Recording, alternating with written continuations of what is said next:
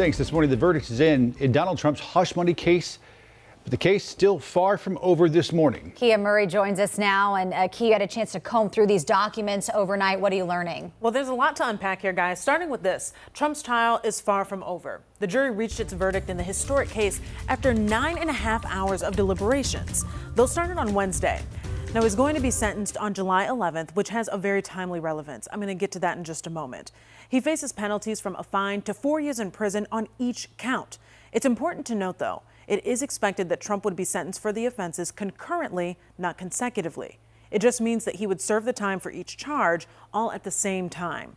Now, here's a look at what he had to say after yesterday's verdict. This was a rigged, disgraceful trial. I'm a very innocent man. The real verdict is going to be November 5th by the people, and they know what happened here.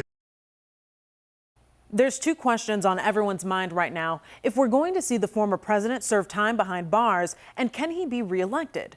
For right now, we're going to tackle that first question, but the answer is not entirely clear yet.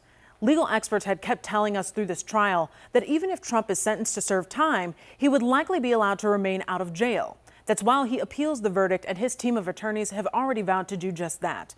Mind you, the process of appeal can take months, even longer. It means the sentence is probably not going to interfere with Trump being able to accept the Republican nomination for president. And that's where we have to talk about timing. Trump's sentence is set to come on July 11th. It's just 4 days before the Republican National Convention.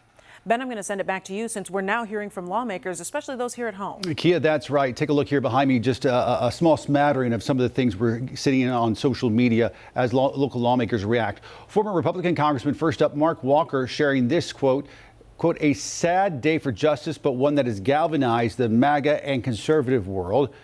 Meanwhile, Democratic Congressman here in Charlotte and North Carolina Attorney General hopeful Jeff Jackson chiming in as well. Here that is, calling out Republican challenger Dan Bishop for his tweet saying the verdict was rigged. Jackson disagreeing with that as a former prosecutor himself. And South Carolina Senator Tim Scott, widely viewed as a leading contender to be Trump's running mate, shared his support for Trump just a few hours ago. Take a listen to that. I can't believe the hoax, this sham, this absolute injustice justice system. DA Bragg and the judge should be ashamed of themselves. This isn't just ridiculous. This actually erodes the confidence that Americans have in the justice system.